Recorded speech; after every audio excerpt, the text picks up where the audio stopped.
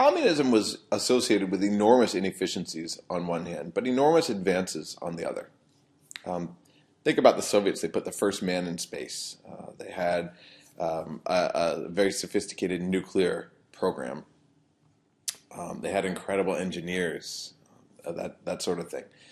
So an example of what communism can do is look at the Sea Canal. The Sea Canal was built from 1932 to 1933. It's 227 kilometers long. It was dug just north of St. Petersburg.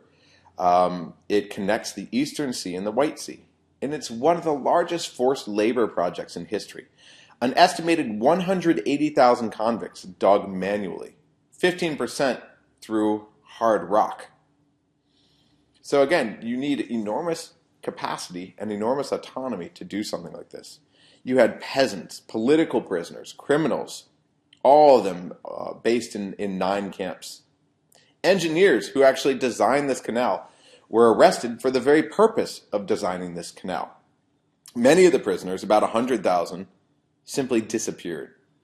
So more than half just disappeared. They registered at the start of the process, and then they died sometime during the building process.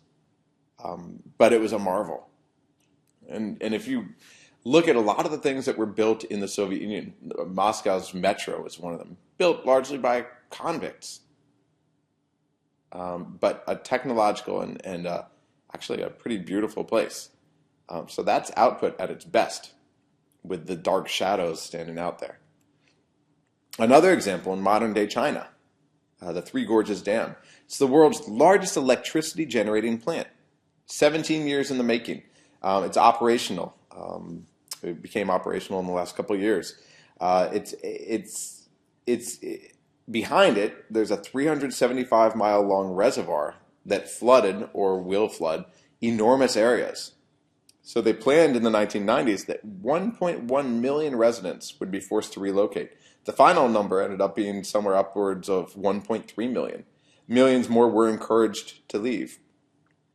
So again, capacity and autonomy, forcing the relocation of all these people. It's also built on a seismic fault line, and there are questions about quality. There have been cracks visible. So there are problems there. But again, what a communist state can achieve. Now here's output at its worst. If the above is the bright side, and there are lots of dark sides to that, this is the real dark side. Again, we're talking about a system that relies on a combination of coercion and co-optation.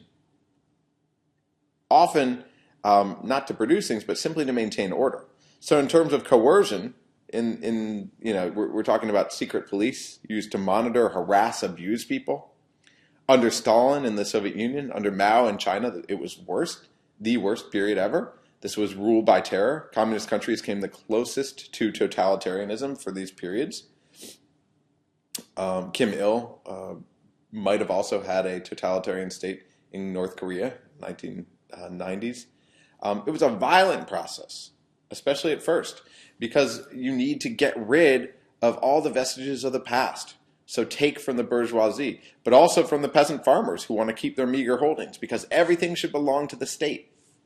There was a special hatred of religion. It was called the opiate of the masses, part of the old superstructure keeping people down. So they closed, they destroyed religious institutions. Ethnic identity. This was actually more complex because in the Soviet Union, they actually hijacked ethnic identity. They used it to pursue communism,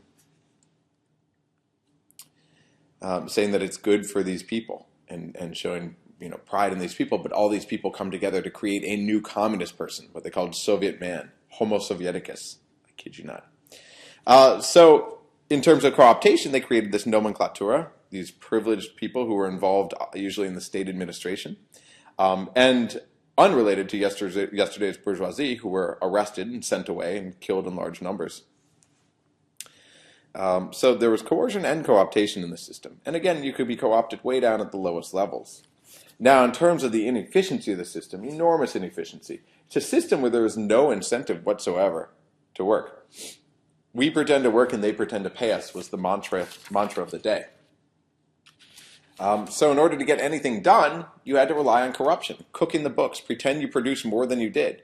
So, for example, the state would say you have to produce 500, 500 military helicopters this year. Well, you've only got parts to build 350. So what are you going to do?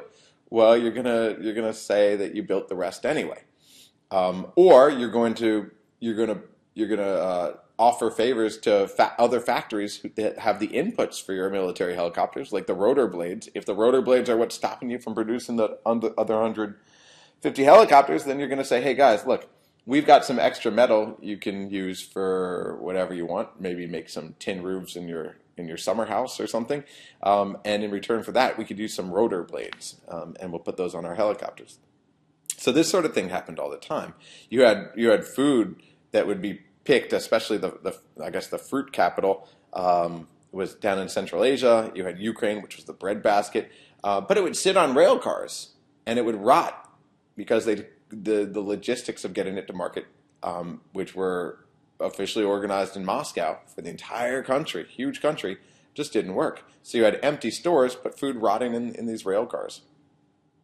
You had buildings that could go up in literally weeks or a few months. These glamorous buildings, but then they crumbled within a couple of years because they were built so poorly. There are lots of stories about not buying radios or TVs on the last day of the month because that's when you're up against your quota. You were supposed to produce 30 TVs this month. You produced 10 over the last 25 days because you've been drinking tea because you have no incentive to work, and now you've got to produce the other 20. So slam them together. You might not have all the parts.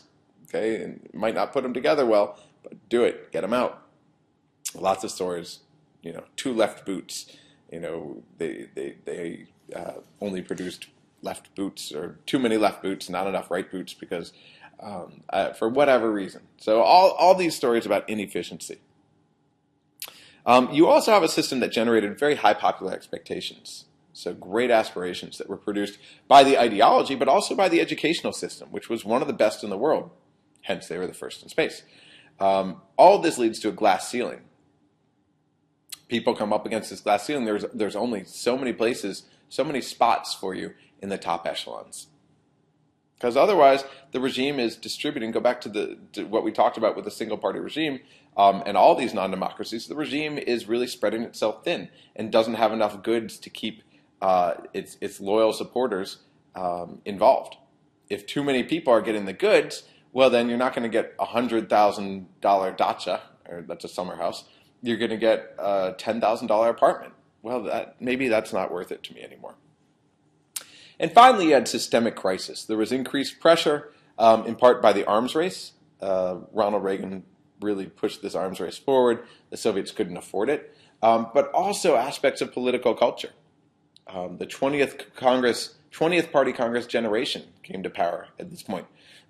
So the 20th Party Congress occurred, well, I'll talk about it in a little more detail. But basically, this is when Khrushchev attacks Stalin in 1956, a few years after Stalin's death. And Stalin, who cultivated this cult of personality, is no longer this infallible leader.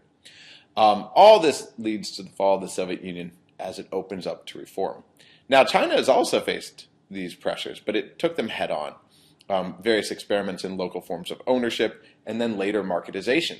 And so today you've got a capitalist communist country, oddly.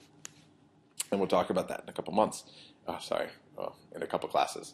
So we've got the rise and fall of the Soviet Union, which I want to talk about. Since the Soviet Union, let me start with a new slide on this.